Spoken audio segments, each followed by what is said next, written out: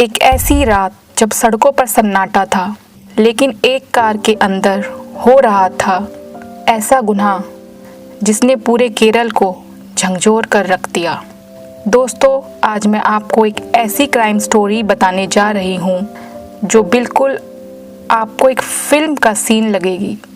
जैसे फिल्म्स में twist and turns आते हैं, बिल्कुल वैसे ट्विस्ट एंड टर्न्स आपको इस कहानी में दिखेंगे। लेकिन दोस्तों, आप ये जानकर हैरान हो जाएंगे कि ये फिल्मी सीन किसी लड़की की ज़िंदगी का वह घिनौना सच बन गया जिससे उभरने में उसे 5 साल का लंबा समय लगा।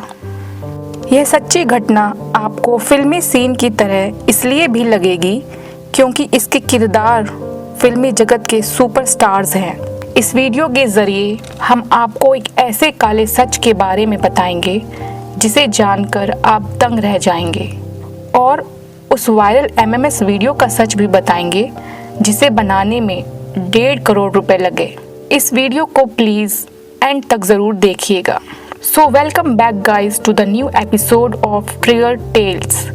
दोस्तों, वीडियो में आगे बढ़ने से पहले प्लीज़ हमारे चैनल को सब्सक्राइब करिए, हमारे जैसे न्यू कंटेंट क्रिएटर्स को भी सपोर्ट करिए।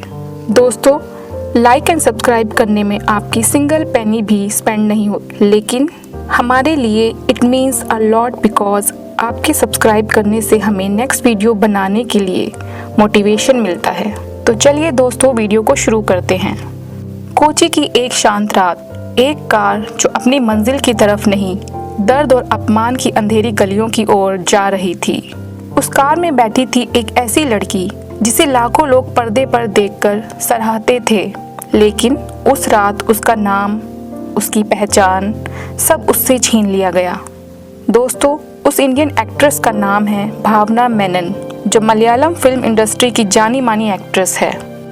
यह एक्ट्रेस 2002 में अपनी पहली मूवी नमल के साथ साउथ फिल्म इंडस्ट्री में अपना डेब्यू करती है। यह फिल्म कमर्शियली सक्सेसफुल थी, जिससे भावना मेनन को अपनी एक अलग पहचान फिल्मी जगत में मिली। इसके बाद उनकी बहुत सी हिट फिल्में आई। भावना मेनन एक डायरेक्टर की फेवरेट चॉइस बन चुकी थी और सभी एक्टर्स भावना मेनन को अपनी फिल्म में बतौर लीड रोल में लेना चाहते थे। भावना मेनन को बहुत से अवार्ड से भी नवाजा गया है, पर एक ऐसी रात आती है जिसने भावना की पूरी जिंदगी बर्बाद कर दी। जो ऐसा भयानक सच था जिससे वह 5 साल तक डिप्रेशन में रही। कई बार उन्होंने सुसाइड करने की भी कोशिश की। चलिए दोस्तों, आपको उस रात के बारे में बताते हैं। 17 फरवरी 2017 की रात भावना शूटिंग के बाद घर जाने के लिए अपनी कार में बैठी तो कुछ लोगों ने उनकी कार का पीछा किया और उन्हें किडनैप कर लिया। यह गाड़ी आसपास के सुनसान रोड्स पर घूमती रही। भावना कितनी भी कोशिश कर लेती, अपने आप को बचाने के लिए कितना भी चीखती, पर उस सुनसान रोड पर उसकी चीख कोई नहीं सुनता। भावना इतनी भी स्ट्रांग नहीं थी कि 7 लोगों से लड़कर बच निकलती। उन 7 लोगों ने एक एक कर भावना के साथ हैवानियत का खेल खेला। तभी उनमें से एक आदमी फ़ोन निकालकर भावना की वीडियो रिकॉर्ड करना शुरू कर देता है। भावना ऐसी हालत में थी कि उसके तन पर एक भी कपड़ा नहीं था। भावना फ़ोन छीनने की कोशिश करती है। इसी दौरान उस आदमी का फेस मास्क उतर जाता है, जिसे देखकर भावना हैरान हो जाती है। आखिर कौन था यह आदमी? करीब 2 घंटे तक गाड़ी में उनके साथ हैवानियत का खेल खेलने के बाद उन्हें एक्टर डायरेक्टर लाल के घर के बाहर छोड़ दिया गया। भावना ने हिम्मत ना हारते हुए FIR रजिस्टर करवाई और कहा वे एक हमलावर को जानती है। उसका नाम था पल्सर सोनी, जो फिल्म इंडस्ट्री के कई अभिनेताओं का ड्राइवर रह चुका था।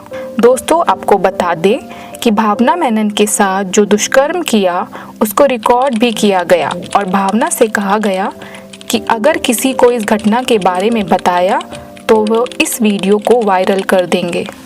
19 फरवरी 2017 को पुलिस 7 में से 3 लोगों को गिरफ्तार कर लेती है, लेकिन मुख्य आरोपी सुनील कुमार उर्फ पल्सर सोनी फरार रहा।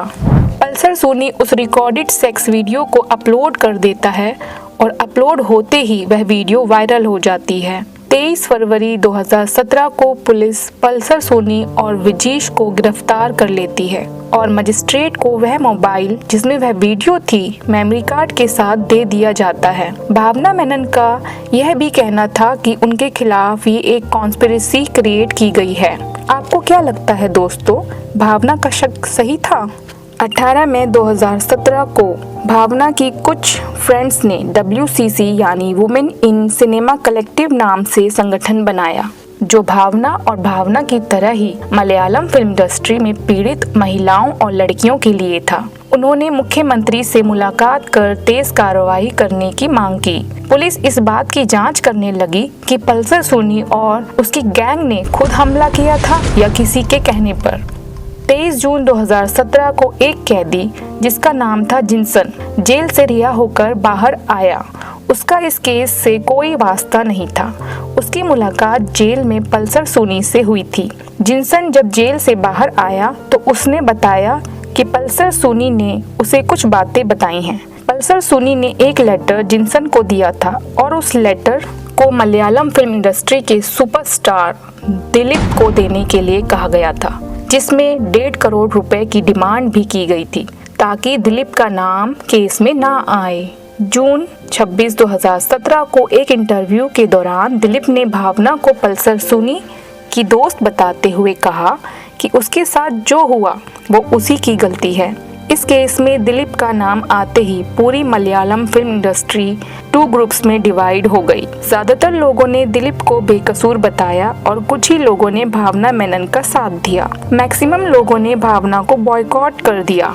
SIT ने दिलीप और उनके एक करीबी दोस्त डायरेक्टर नादिर शाह से 13 घंटे पूछताछ करने के बाद दिलीप को इस पूरे केस का मास्टरमाइंड बता दिया। दोस्तों, अब आप सोच रहे होंगे कि आखिर दिलीप ने ऐसा क्यों किया। दिलीप भावना से बदला लेना चाहता था क्योंकि भावना ने दिलीप की पत्नी मंजू वॉरियर को उसके को स्टार काव्या माधवन से अफेयर के बारे में बता दिया था। अफेयर की बात कंफर्म होने पर दिलीप और मंजू का तलाक हो गया। 2016 में दिलीप ने काव्या माधवन से शादी कर ली। पुलिस ने दिलीप को गिरफ्तार कर लिया। ट्रायल कोर्ट ने दिलीप, पल्सर सोनी और 8 अन्य आरोपियों पर आरोप तय किए। 25 दिसंबर 2021 को फिल्मकार बालचंद्र कुमार, जो कभी दिलीप के दोस्त थे, उन्होंने कोर्ट को बताया कि दिलीप के पास हादसे की वीडियो पहले से थी। उन्होंने कुछ ऑडियो क्लिप भी जारी की जिसमें पुलिस ऑफिसर्स पर हमले की बात हो रही थी। एक्टर दिलीप भी अपनी तरफ से पूरी कोशिशों में लगे हुए थे ताकि वो बच सके और उन्होंने बहुत से झूठ बोले। अपने आप को बेगुनाह बताने के लिए उन्होंने सारे हथकंडे अपनाए। उसने DGP को पत्र लिखा ताकि आगे की जांच रोक दी जाए। 9 जनवरी 2022 को पुलिस ने ऑडियो क्लिप के बेसिस पर न्यू FIR रजिस्टर्ड की और सरकार ने आगे की जांच के लिए नई टीम बनाई। 10 जनवरी 2022 को दिलीप ने बेल की अर्जी दी और उसी दिन भावना मेनन ने पहली बार अपने इंस्टाग्राम पर अपनी आइडेंटिटी रिवील की और अपने संघर्ष की कहानी बताई। उन्होंने अपने पोस्ट में लिखा, पिछले 5 साल से मेरा नाम और पहचान उस हमले के बोझ तले दबा दी गई। मैंने अपराध नहीं किया, फिर भी मुझे नीचा दिखाने, चुप कराने और अलग करने की कोशिश की गई। लेकिन ऐसे समय में कुछ लोग आगे आए और मेरी आवाज़ जिंदा रखी। अब जब मैं इतनी सारी आवाज़ें अपने लिए बोलते हुए सुन रही हूँ तो मुझे पता है कि मैं इस न्याय की लड़ाई में अकेली नहीं हूँ। न्याय देखने के लिए, दोषियों को सज़ा दिलाने के लिए और यह सुनिश्चित करने के लिए कि जो मेरे साथ हुआ उस तरह की पीड़ा से कोई और ना गुजरे, मैं यह सफ़र जारी रखूँगी। जो भी मेरे साथ हैं, दिल से धन्यवाद। दोस्तों, यह कहानी सिर्फ भावना और दिलीप की नहीं है। यह उस सिस्टम की है जहां सच बोलना सबसे बड़ा अपराध माना जाता है। और सवाल ये है, क्या हमारे समाज में सच बोलने वाले कभी जीत पाएंगे? कमेंट में अपनी राय ज़रूर दें। प्लीज़ हमारे चैनल को सब्सक्राइब करें, वीडियो को शेयर करें। आज के लिए इतना ही दोस्तों। Thanks for watching.